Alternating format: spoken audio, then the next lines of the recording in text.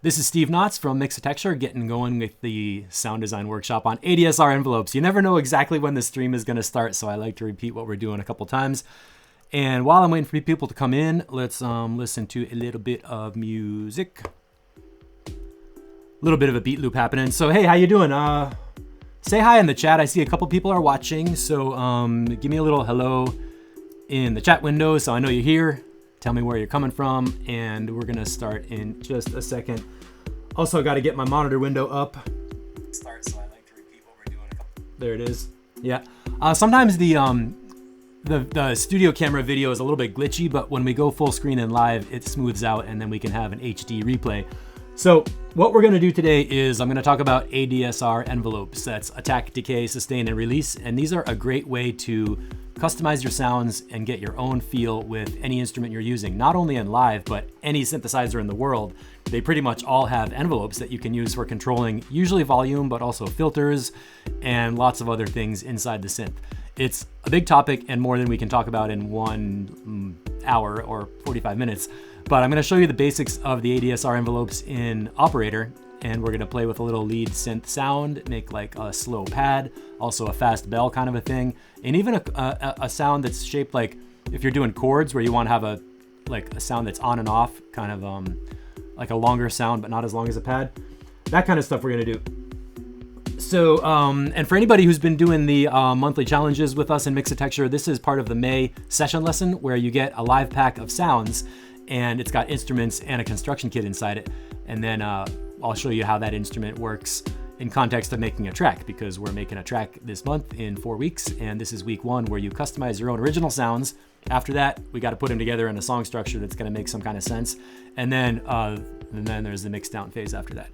So let me hop over into OBS land, check my levels, and that's a little bit loud. Hey, check. And go into Ableton World. Get ready for the OBS Infinity Tunnel. There we go with that. There's our Ableton session. Make sure my gain staging on my mix is all right. And it's just about 12:02. I always wait a couple minutes for people to come in. Take off my sweatshirt. And of course, I cut off the beginning of this when we're doing the replay. How is that music level? I'm gonna bump that up a little bit. Check. Cool. So, is that chat working? Got my monitor screen up, make sure I can see comments and everything. If you're watching, say hi, tell me where you're coming from. And if you have any questions, you can type them on in. Make sure people in my Facebook group are good. Oh, what's up? Yeah. All right, here we go. So we're looking at live. I'm in full screen, and let me stop this. Here is to introduce, we have this instrument, which is called bells. Let me turn off the reverb and turn off the arpeggiator. So that's just a really simple sound. And you can see on the top row of the macro knobs, we have ADSR, attack, decay, sustain, and release. So first, let's just get clear with the definition of those. It's mostly about time. Attack is attack time, how long it takes to get to full volume. Decay is also a time. That's how long it stays at that volume before it goes down. Sustain is the confusing one. That's a level. It's not a volume. Let's look at what we're looking at. So there's the ADSR envelope in this window. Dan Pratt, hey, how you doing? So watch these controllers again. Okay, so attack is a time. That's how long it takes to get to the full level. And that right up there is the top of the level. Decay is also a time, how long it takes to get down from the full level. You can make it really short or longer.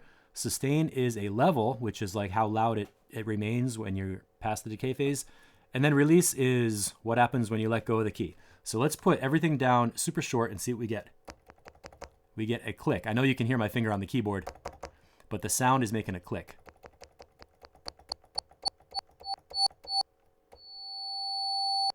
This is cool because it sounds like a backwards kind of a sound. It takes a long time to fade in and then totally stops.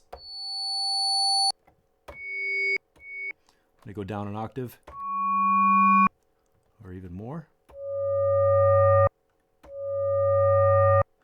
So that's an easy way you could make a quick little riser sound, is just do like a long slow attack and then cut everything else off short.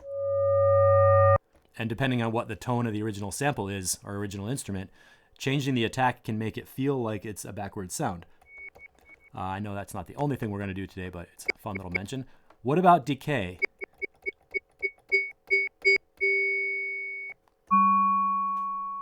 Feeling like that's a little loud. Yeah. Always important to gain stage your mixes. Looking at my VU meter in OBS. Okay, so then the decay time is how long does it stay loud? Real short. And I'm holding down my finger on the note to have that happen. So the most basic ADSR envelope is just attack and decay, like A and D. And if you look at some of the Ableton audio effects, what do you have right here? There is an envelope on the filter. It's got attack and release, which is like attack and decay. So it just tells you how long it takes to fade up to the full filter setting, and then how long it takes to fade back down from the full filter setting. So envelopes, it's so cool that with digital audio right now, we have the parts of a synthesizer located in other places, just like the envelope in autofilter. It uses synth parameters, but it's not actually generating a sound. It's just a filter block that you put after some other sound. So you can almost think about it like we're building a modular synth. When you take operator, and if you think of operator as just a sound generator, then you could say, oh, here's the filter section. We've got an envelope on our filter right there. Also, operator has filter envelopes, of course, inside. So when you turn on the filter section, you can see there's an envelope with attack, decay, sustain is down there, and release. But we're talking about the basic volume envelope. Most synths are hardwired with the envelope going to the volume, the ADSR envelope going to volume. So we talked about attack and decay a little bit. Make sure I got the blue hand on my macros. Now sustain level. Right now the sustain is at 0, so when we get to the end of the decay, the sound stops. Let's bring it up a little bit.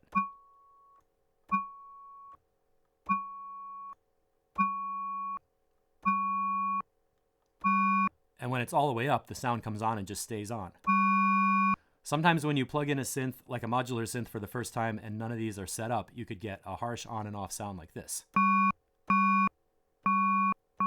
And I don't know if you can tell, there's a bit of a click at the start and the end. It's like, because the sound wave just gets cut off so short, it's clicking. If you look at the waveform in a viewer, you would see that the waveform is like getting cut off in between the zero crossings when it's up at a peak. And it makes that sound. So if you ever have a sound that's clicking, tweak your attack and decay a little bit to get rid of that clicking sound, and that's where the release time can come in. Listen to the end of the note.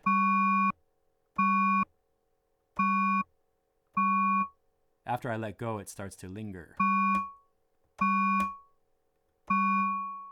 And of course, you can make crazy long release times where it just stays forever and ever and ever.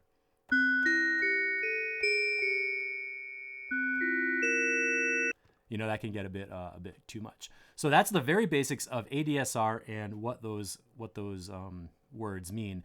I want to show you how to make a couple interesting sounds. So first on this list, I made a little lineup of what we're going to talk about. Make a fast blip. So what is that all about? Well, that's like if you're doing a lead sound and you want to play some melody notes. And we want to make it pretty short attack time, decay time long enough that it comes down and sounds like a note that's happening, and a really short release. And let's listen to what I got for some background music.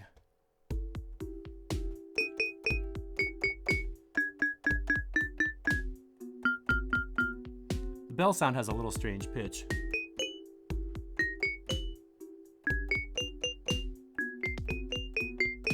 So that's a super plinky little sound, and it doesn't sound that incredible until you add some other kind of motion with something like an arpeggiator.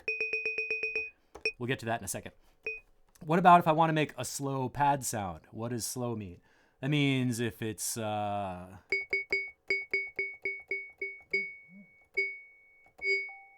in slow, let's put the level up a little bit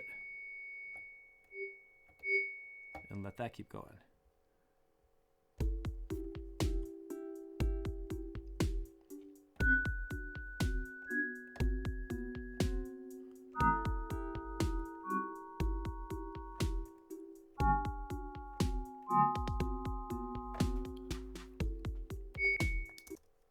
pretty simple stuff like that.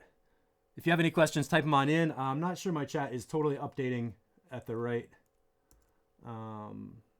speed. Sometimes it doesn't happen like that, but here I am. I'll get to your questions sooner or later. When I hate it when I see questions later and I'm like, I wanted to talk about that, and I didn't get a chance to talk about it.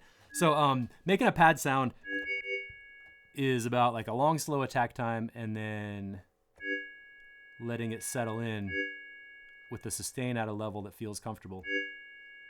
Something like that. Let's pitch that down a little bit more. And you can make it even really slow.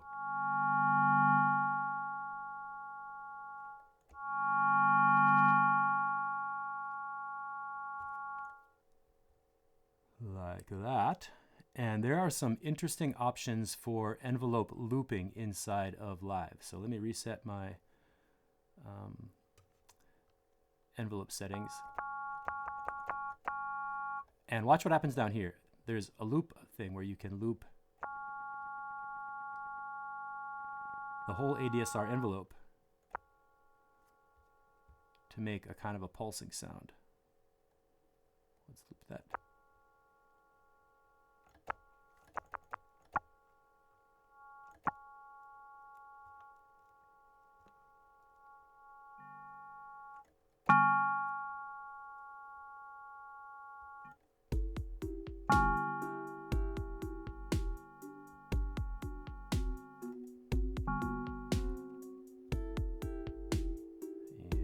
To do it on all of them.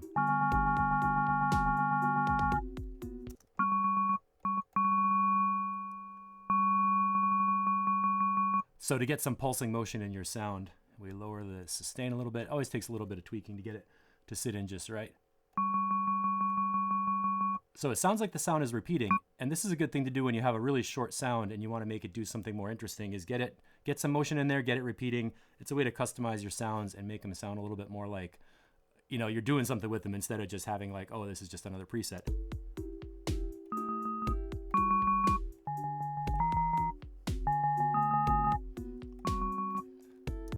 So that's something you can play with.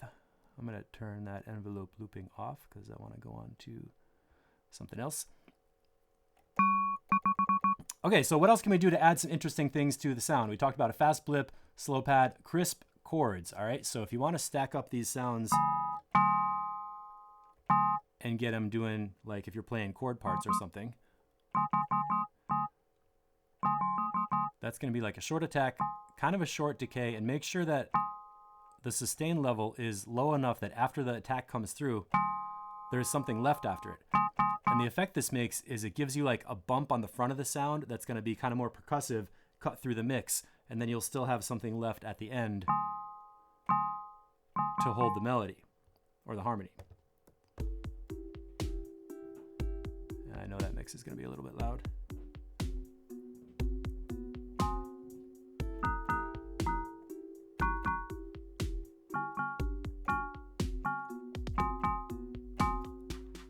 I feel like something got detuned. It's not quite sitting right for me in this instrument. That's one of those things. So, and the other thing we've got going on in this instrument is I put this arpeggiator in here. So we were having something going on with the beat matching that I think we were talking about that last night. So we turn on the arpeggiator switch and you've got a little bit of arpeggiator rate controls. And this is really cool with the repeat counter. Let's open up the arpeggiator and see what's happening with that. You can set this to make the arpeggiator repeat only a certain number of times. So when it's on infinity, you hold it down and it just keeps going. But if you want to have it like, let's make a slower rate.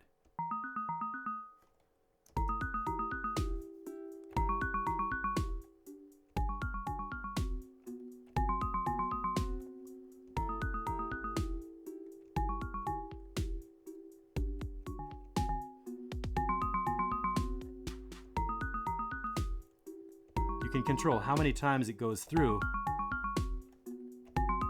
I know you can't see this, but I'm just holding my hand down and the arpeggiator stops after a couple of repeats. And watch what you can do with this. If you make the arpeggiator rate a little bit faster, let's go up to like 30-second notes. And now we add in this velocity decay. This is going to change the volume over time.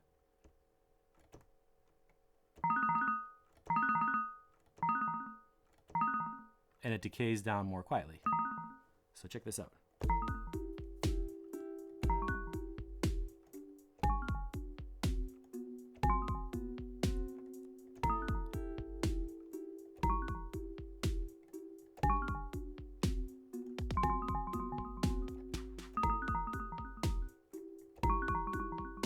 And it makes it like it's fading away a bit. Speed that up.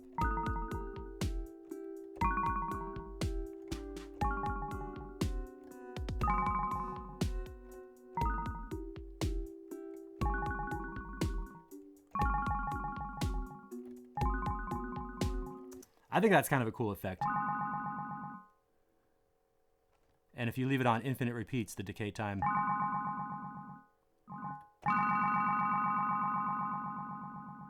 slowly goes back down to 0. So those are some fun things you can do with ADSR envelopes and an arpeggiator to add a sense of space and depth in your mix. And don't forget that a little delay goes a long way, and some reverb.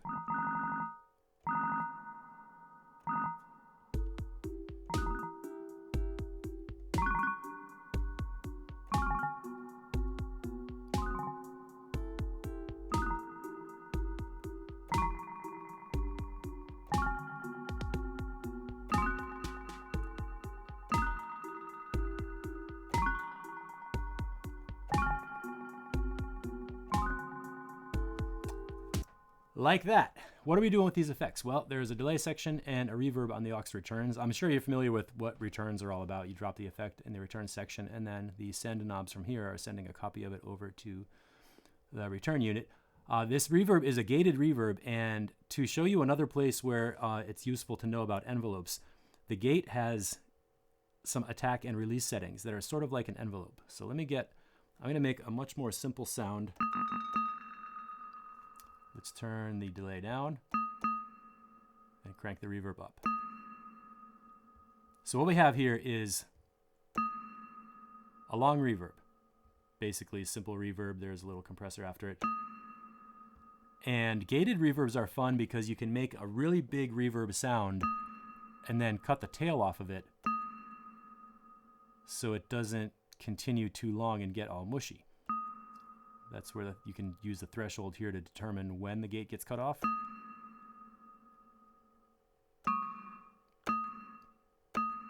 So even with a huge reverb like this, 16-second decay time, right? With the gate on there, you can cut off when the reverb stops. But now, do you hear how the gate is chattering? It's like cutting in and out. This is where your attack and release time work. Right there, that. First, we can make the attack time where the gate opens more slowly. And we got rid of what? The clicking. Check this out. It's going to click right here. And that clicking is a really obvious, it's called chattering when the gate is opening and closing really quickly, and it makes a very obvious sound that's like, here I am, I'm a gate. It sounds crappy. And now you can hear the attack time is just low enough that the gate is more subtle, and the release time too. Let's check that out. Ooh, that sounds awful. By going up just a couple milliseconds, you can control the off and on motion of the gate to reduce the chattering and give it a smoother sound. And that's not the only parameter. Also, we have this one called hold that controls how long it stays open before the gate releases. What is that like? That is similar to the sustain level. So in the gate, we have the attack time, and let's say the decay is down at 0. Let's say release time, and then I'm not sure if hold is more like sustain or, well, it's a time, so it wouldn't be sustain. So I guess if you had like attack, decay, and release with no sustain level, that would be like the gate with attack, hold, and release. So let's check out what the hold does. Oh, I just screwed up my sound. Burp.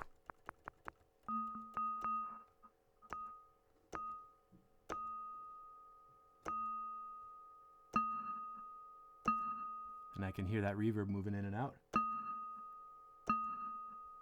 So what happens if we take the gate, attack, and release all the way down again?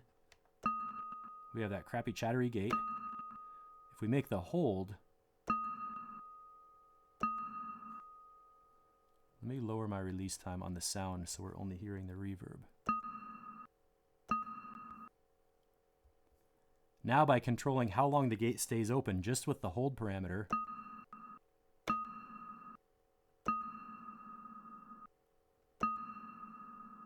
you can see it's like totally open, totally closed.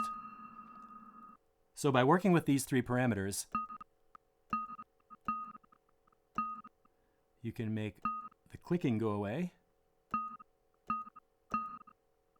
so it sounds nicer, and you can make it stay open. So that basically if you have repeated sounds coming through, like hand claps, hi-hats, snare drums, whatever that's happening in a repeated percussive way, you can control how long the gate takes to react to those things. And of course we also have a noise floor, so let me show you an easy, obvious way to make that really clear. With negative infinity, it just cuts the sound off. If it's up at 0, the gate is basically bypassed. So you can make it like, let's make the reverb a little quieter but not totally cut off.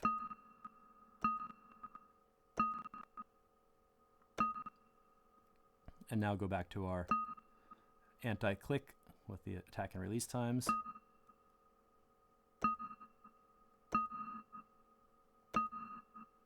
And to really get rid of the chattering, we're going to use this return section where you have the threshold for when the gate opens and then the threshold for where it closes. And that is really an awesome parameter they introduced in, I think in Live 9, I think up until, maybe they introduced it in 8. That's how you can work with that sound to get a nice reverb. So I'm going to play the beats again, play this melody note, and see if we can notice a big reverb that goes away.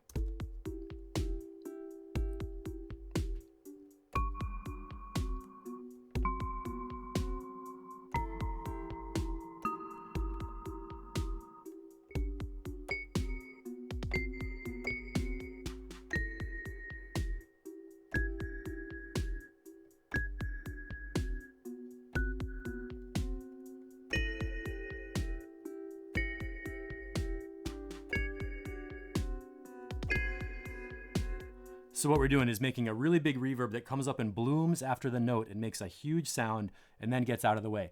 What is it like if we put that on one of the drum sounds? So we're on aux B with gated reverb.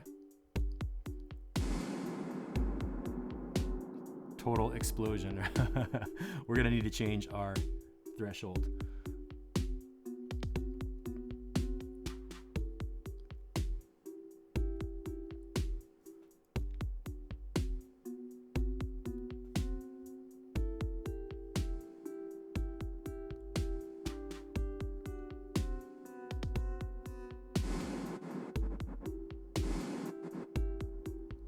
And what I'm going for is a big reverb sound that doesn't stay on forever.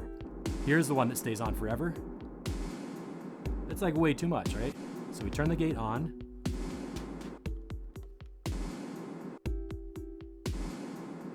Get rid of the clicking.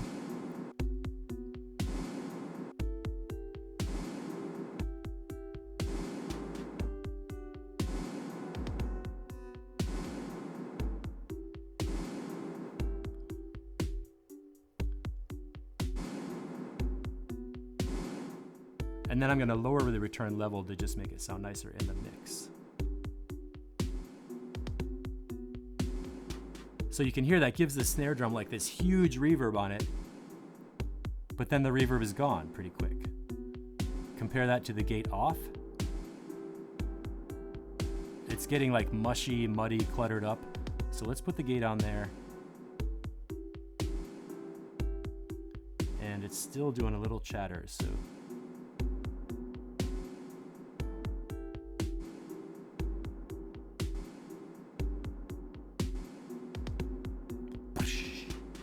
So that's what I wanted to show you about envelope times in relation to a gated reverb, where you're using attack and release envelopes.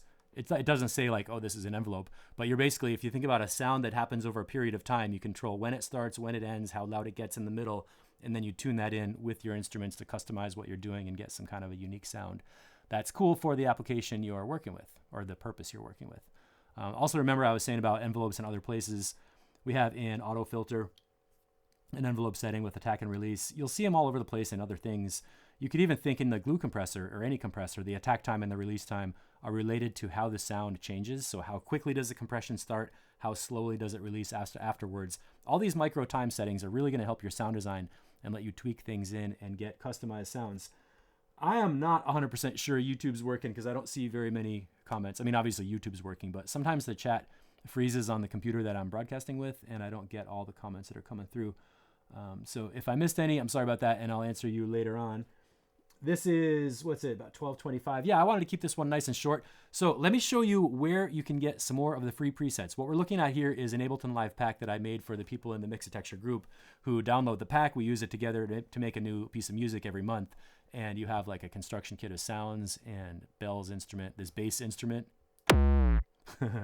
That's kind of fun.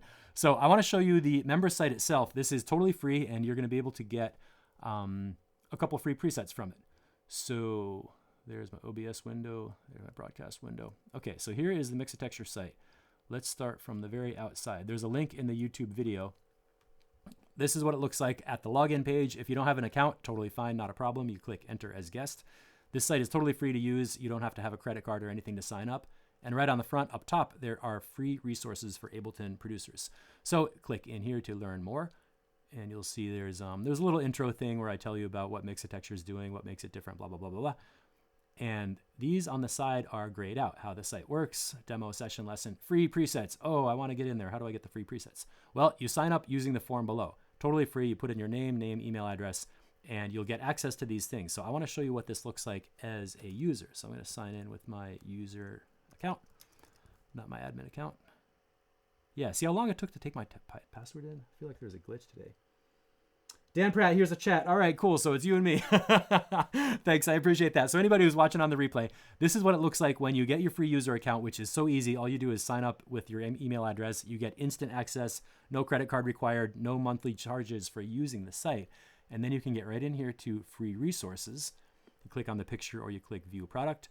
You see a little welcome thing. You can see all these blocks on the side. These modules are unlocked, how this site works. Get a little tour. You can play with a session lesson that's like a guided live project with a lesson in it. But free presets is what we want. So you click into, you can click view module or just click the picture. And there's a whole bunch of stuff in here. There are some lessons on the side. This is set up like a total online learning site. So there's products with modules and lessons inside each one. Working with presets is like how to install them, how to get them so they show up in your user library. And then there are a bunch of different instruments and effects racks that you can download right now and play with for Live 9 and Live 10. Like the Wubnob effects rack, we did this in the sound design workshop in March, I think. Might have been in April. Little SoundCloud playlist, you can hear what this sounds like. There's the ADG file, so small, 5 kilobytes. It's like instant to download this. And then you drop it into Live and you can, you'll see these knobs pop up and you can use this to make some really cool bass sounds. And it's just an effects rack. You drop it on after any kind of bass synth and you get some cool sounds. How about the ADSR lead instrument? This is not the exact same one that I was working with today, but it's a fun one. You've got, guess what? Attack, decay, sustain, level, and release time on the top. Then the loop thing I was showing you, I didn't do a very good demo of it today, but the release loop is really fun because you get some cool pulsing stuff. And then, of course, what are the two main parameters for tweaking any synth? It's cutoff frequency and filter resonance.